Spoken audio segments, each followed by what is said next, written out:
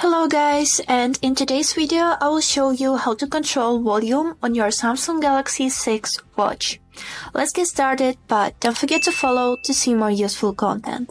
So, as a first step, we need to wake up our watch by clicking home button or by wake up gesture. Now, we need to swipe down once and hold this sound icon. After this, we need to scroll down until we see tab volume. Here it is. Simply click on it, and right here you can control volume on ringtone, media, notifications, and system.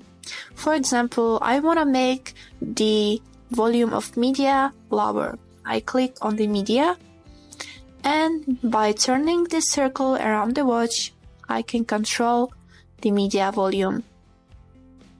And you can also hear how loud it will be. And when I am done, I just click this back button. And that was all. I hope this video was helpful for you, and thank you so much for watching.